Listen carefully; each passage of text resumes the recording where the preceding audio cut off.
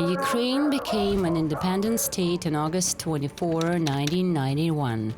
This event launched a wave of democratic transformations in the countries of the former USSR. This historic decision stirred a sense of freedom, created new opportunities for the Ukrainian people, and inspired other nations seeking to free themselves from the influence of the Kremlin and decide their own destiny, to declare their independence. The heyday of national identities and cultures began. Decades passed. Russia took off its brotherly mask and intervened directly in our territory. However, Ukraine continues to fight, steadily moving forward on its own way. Our country already became a symbol of strength, determination, and independence for many people who strive for our authentic identity and democracy. Having voted for the independence of their republic in December 1991, the Ukrainian people shaped the destiny of the entire Soviet Union, and the signing of the Belarus Accords in early December by the leaders of Ukraine, Belarus and Russia meant the end of the Soviet Empire. This event was like a funeral bell for the USSR and changed not only the fate of Ukraine, but also the direction of world history. When Gorbachev came to power, it was necessary for him to strengthen the competitiveness of the Soviet Union, primarily the economic one. That is, he saw the economic collapse, its prospects, and the fact that the Soviet system was very unsustainable.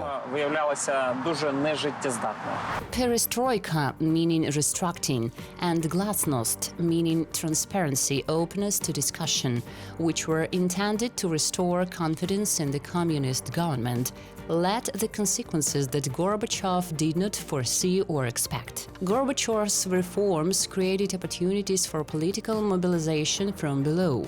The Ukrainian Helsinki Union emerged, and later various national democratic organizations and movements, which were beyond the control of the ruling Communist Party at this point. It was during these years, at the end of Gorbachev's perestroika, that writers who are taught in Ukrainian schools today appeared. It was just impossible for them not to influence public consciousness. They were a true revelation. The People's Movement of Ukraine for Perestroika became the most popular and influential public and political organization. In fact, the People's Movement broke through growing out of the creation of the Society for the Protection of the Ukrainian Language. And then this society gave rise to the People's Movement as a political force. That is, there are also natural processes. In March 1990, the members of the People's Movement went to the elections. Having united in the People's Council, the democratic forces got 125 seats in the parliament. Although the communists greatly outnumbered their rivals, they had to face legal opposition for the first time in the Verkhovna Rada of Ukraine. If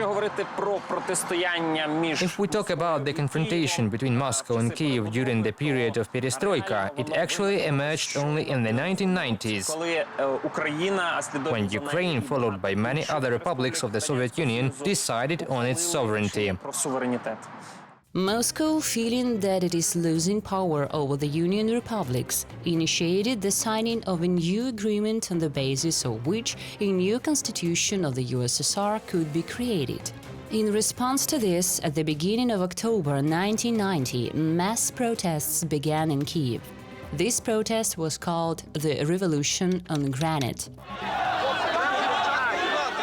The world heard little about Ukraine and Ukrainians, but when it became more obvious that the USSR would collapse, the aspirations of its second-largest republic, which in terms of size and population equaled the major countries of Europe, caused a surge of interest. Meanwhile, a crisis was brewing in Moscow itself. On August 19, 1991, a coup d'etat was attempted there. In the capital, where the main events were taking place, a curfew was introduced, troops were brought to the streets and squares. The collapse of the Soviet system was so obvious to the whole society that it was virtually impossible to bring it together with weapons alone. That is, it was a convulsion. On August 20, People's Deputies of Ukraine from the opposition forces condemned the state rebellion and called to support the newly elected leaders of Russia in the confrontation with the State Committee on the State of Emergency. On August 90, 1991, mass protests against the actions of the rebels took place in Kyiv, Lviv, Kharkiv, Donetsk, and other cities of Ukraine. In fact, let's say this, Ukraine recollected its strengths and at the right moment, at the moment of the biggest collapse of the empire, announced its independence. On August 24, 1991, an extraordinary session of the Verkhovna Rada of Ukraine was convened, at which the country's independence was almost unanimously proclaimed. The recognition of the Ukrainian state by the most influential countries of the world began. This included the United States, Canada, other countries and Poland. Ukraine definitely buried the Soviet Union, and the meeting of the leaders of the three states in Belovezh-Pushcha was a confirmation of the fact that the Soviet Union no longer existed. In the context of the disintegration of the USSR, the theory about the inevitable collapse of the Russian Federation as the last empire of the world is often mentioned.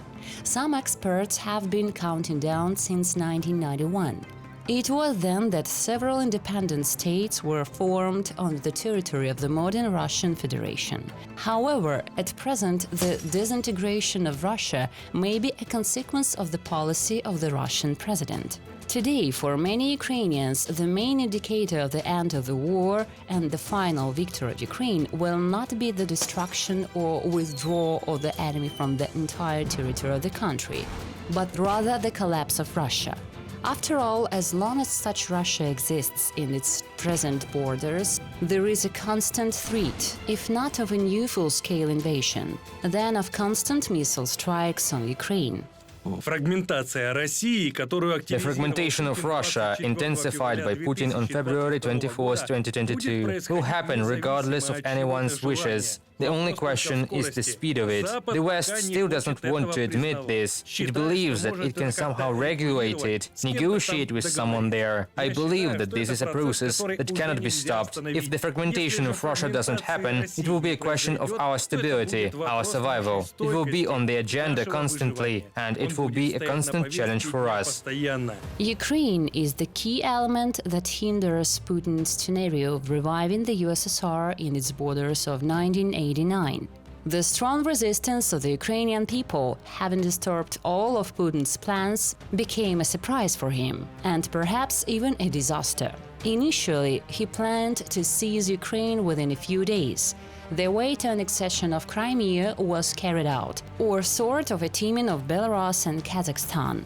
However, Ukraine is ready to fight for the final victory, and the world is ready to support us to the end. We are the free people of independent Ukraine, and this is the truth about our future. Free people of independent Ukraine. We have changed history, changed the world, and changed ourselves. The whole world has learned who Ukrainians are and what is Ukraine. No one will say about it anymore. It is somewhere over there, next to Russia. No one but us will fight tooth and nail for our independence. The Ukrainian people and their courage has inspired the whole world. They have given mankind a new hope that justice has not completely left our cynical world, and it is still not force that wins in this world, but truth.